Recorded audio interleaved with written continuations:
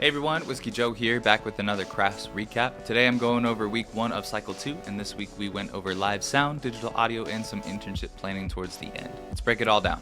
We kicked off the week with our first live sound class. The session started with an overview of careers in live sound. Think front of house engineers, monitor engineers, and system techs, those sorts of roles. Then we got into the safety side. When you're dealing with live sound, the stakes are a little higher because of the amount of electricity involved. And then the last part of class focused on signal flow for a club PA setup. And in case you didn't know, CRAS does have a dedicated live sound warehouse connected to the main building, and that's where they host a lot of their events as well. Tuesday was more chill. We got some hands-on time with the SSL origin board again, running through some signal flow. We practiced both the hard way, using path flips to invert the controls of the faders, and the easy way, using the default controls. Plus, we learned a few shortcuts for removing buses quickly, which can save some time in the workflow. And here at CRAS, they even teach you how to record using a tape machine. Although they're not as common anymore, it is cool that they still teach the old school way of recording, even though the process is much more commonly done digitally now.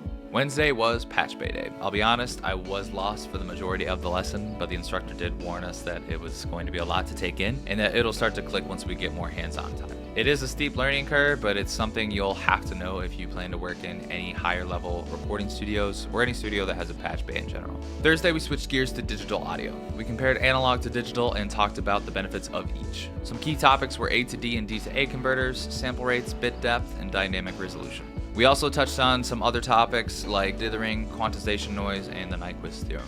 We also had a guest speaker from Music Team, which is a platform similar to DistroKid, ASCAP, or BMI, but with a few differences, and they gave us a presentation after hours to show us how their service works to help artists manage royalties and licensing of their music.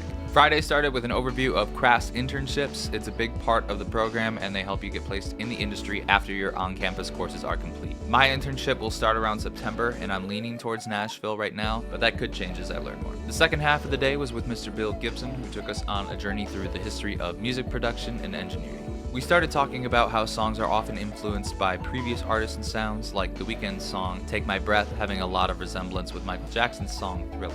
I also heard a cool quote from Bruce Whedon regarding music production, which was, "Don't ever do the same thing twice. Go after the music," or something close to that. Basically implying to keep the song or artist's vision in mind when in the creative process instead of keeping a cookie-cutter, copy-paste mindset. And with all that said, thanks for watching. If you have questions about CRAS, live sound, or anything else audio or music production related, feel free to drop them in the comments. And don't forget to like, subscribe, all that fun stuff, and I'll see you in the next video.